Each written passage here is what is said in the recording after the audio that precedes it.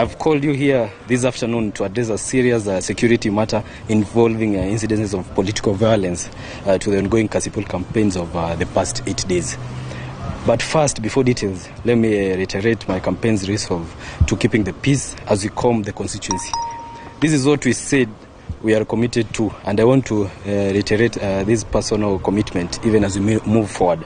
Over the past 8 days, we have experienced coordinated, sporadic but targeted attacks, which we have now established as sponsored by one of our opponents running on an independent ticket in the name of Phillip Arok. The latest incident was executed yesterday when Mr. Arok made a stopover and attempted to run over us as we campaigned at Opondo village.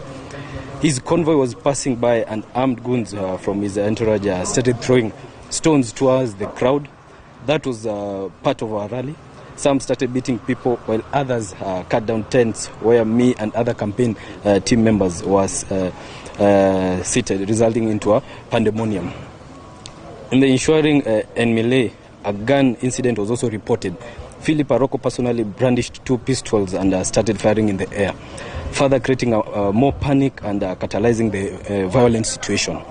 Many are still wondering why a person with a profound questionable character like this one can be accorded a privilege of owning and handling guns even after being featured in a number of court cases where people have lost lives through gun attacks. Maybe someone will tell us one day. We regret that the incident resulted in the loss of 2 lives and several injuries. At this juncture, we condole with the bereaved families. Nothing is worth anyone's life. We hope police will investigate the matter. We also urge them to come out and stamp authority of a mafia-like kind of mentality that might end up into uncontrollable anarchy. We believe that in the work of the police. 3 attacks orchestrated by the same gang, directly commanded by the politician, I've already named were executed in a span of 3 hours yesterday. The first was at Oyugi's primary school, where the goons, mostly hired from a slum in Nairobi, unleashed terror as our campaign was going on, forcing the organizers and members of the public to flee. A few minutes later, they arrived at a Nyalenda area, where they stabbed several people, beat up residents, and damaged tents at a venue where my team was preparing another meeting, which I was scheduled to attend.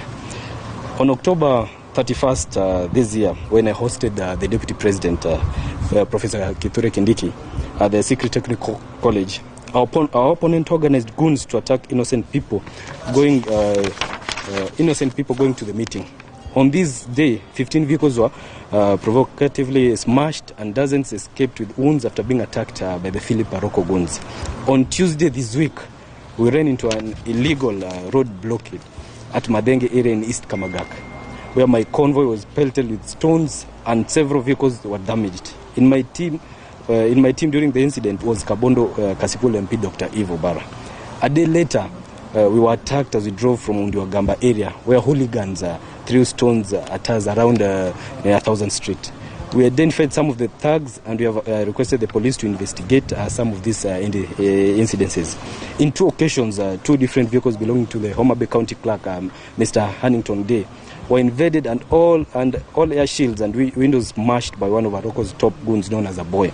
This matter has been reported to the police, but a boy was yesterday among the thugs who attacked one of the security members, Jim, who was attacked in Oyugi's town while going through his business.